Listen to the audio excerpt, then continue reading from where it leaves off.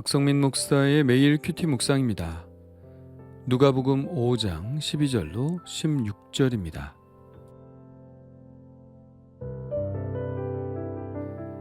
예수께서 한 동네에 계실 때에 온몸에 나병 들린 사람이 있어 예수를 보고 엎드려 구하여 이르되 주여 원하시면 나를 깨끗하게 하실 수 있나이다 하니 예수께서 손을 내밀어 그에게 대시며 이르시되 내가 원하노니 깨끗함을 받으라 하신대 나병이 곧 떠나니라.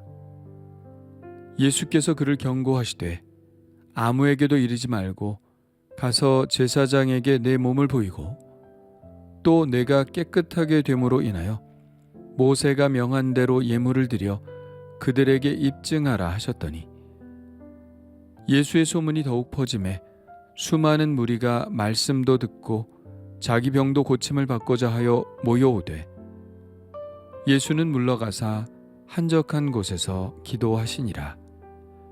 아멘. 온몸에 나병이 들린 사람이 동네로 예수님을 찾아왔습니다. 나병 환자는 언제나 사람들과 격리되어야 했고 사람들을 피해 다녀야 했습니다. 그러나 그는 과감하게 동네로 들어와 예수님을 찾았죠. 그의 그런 행동은 매우 위험한 것이었습니다. 사람들에게 발각되면 돌에 맞아 죽을 수도 있었기 때문입니다. 그리고 그러한 행동은 율법의 규정을 범하는 것이었기 때문에 결과적으로 하나님의 말씀을 어긴 것이 되고 그렇다면 하나님으로부터의 징벌도 염두에 두어야 했습니다. 그러나 그는 이런 위험 부담을 오직 한 사람의 판단에 맡기기로 했습니다. 바로 예수님이죠. 만일 예수님이 자기를 긍휼히 여기신다면 자신의 모든 위험한 행동들은 용서받을 수 있을 것이라고 생각했기 때문입니다. 이런 그의 마음은 어떤 마음일까요? 예수님께 전권을 맡기는 마음이죠. 예수님께 모든 것이 달려있다고 믿은 것입니다. 전권이란 무엇일까요? 그분의 판단에 모든 것이 달려있다고 믿는 것입니다. 그분이 옳다 하면 옳은 것이고 그분이 그르다 하면 그른 것입니다.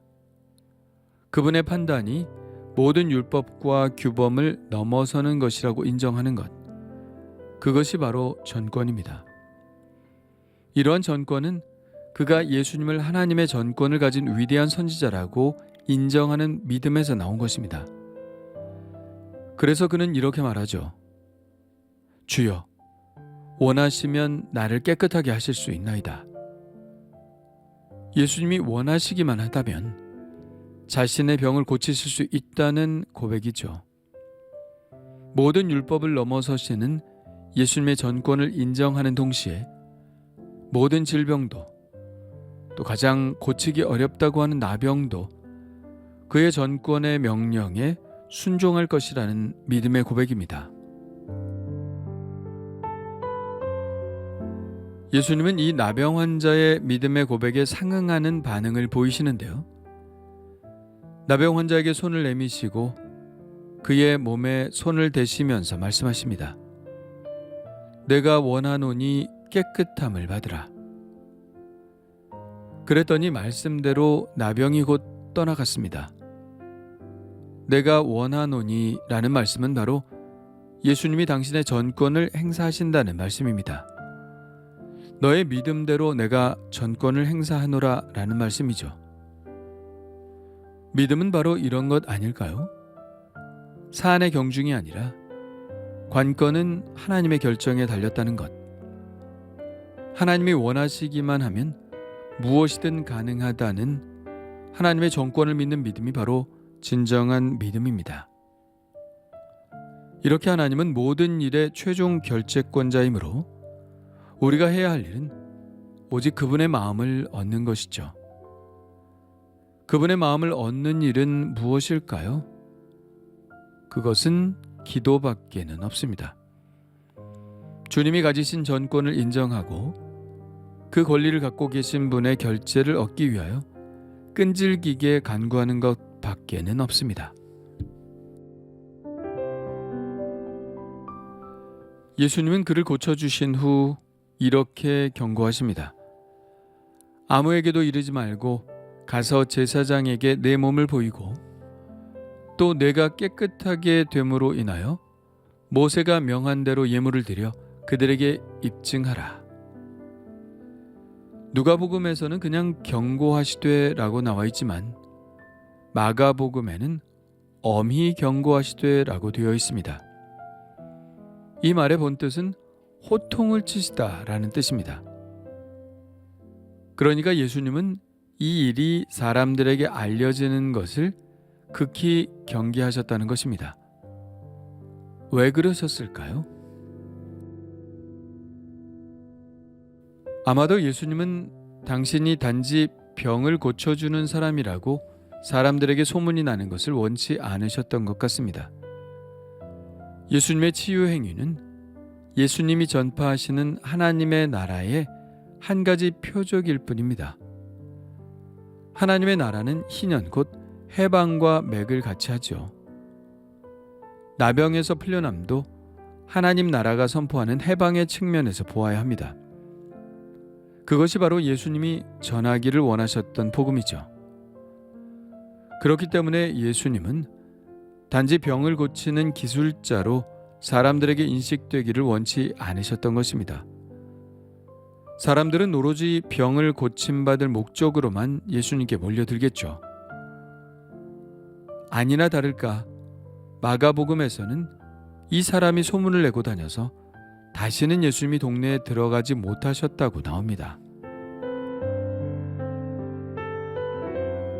오늘 말씀도 마가복음과 크게 다르지 않죠. 사람들이 병 고침을 받기 위해 몰려들었습니다. 그러나 예수님은 어떻게 하셨나요? 물러가셔서 한적한 곳에서 기도하셨습니다. 예수님의 사역의 결론은 기도셨던 것이죠. 이미 예수님의 사역의 시작도 기도였다는 사실을 우리는 보았습니다. 예수님이 세례를 받으시고 기도하실 때 하늘이 열렸다고 했죠. 예수님은 그렇게 기도로 시작하셨고 매일의 분주한 삶의 마무리도 기도로 하셨습니다. 다른 복음서와 비교할 때 누가복음은 예수님이 기도하시는 모습을 가장 많이 묘사하고 있음을 봅니다. 이것은 아마도 누가가 기도를 매우 중요하게 생각했기 때문일 것입니다. 누가가 살던 시대는 사도행전의 시대죠. 누가복음과 함께 사도행전을 기록했던 누가는 복음 전파에 있어 그리고 기적을 이루는 것에 있어 기도만큼 중요한 것은 없다고 생각했을 것입니다. 사도행전도 기도로 시작하고 기도로 사역을 이어가고 있는 책이니까요. 그러면서 누가는 예수님에게서 그 기도의 모범을 본 것 같습니다. 예수님도 틈틈이 하나님과 만나 기도하셨던 모습을 떠올렸을 것입니다.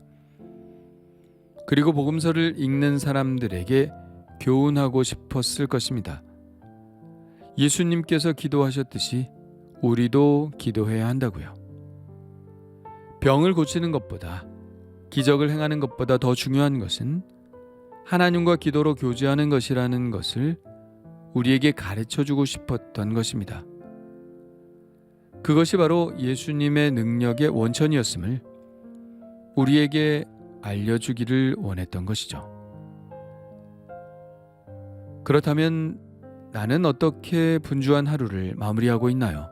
바쁜 와중에서도 잠시 물러나서 아버지의 이름을 부르며 기도할 마음의 여유와 믿음이 나에게는 있나요? 주님 감사합니다.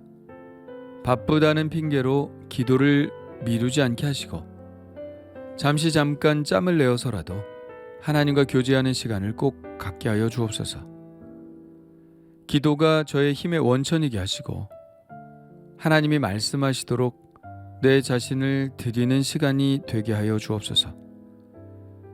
또한 믿음의 기도를 드리기를 원합니다.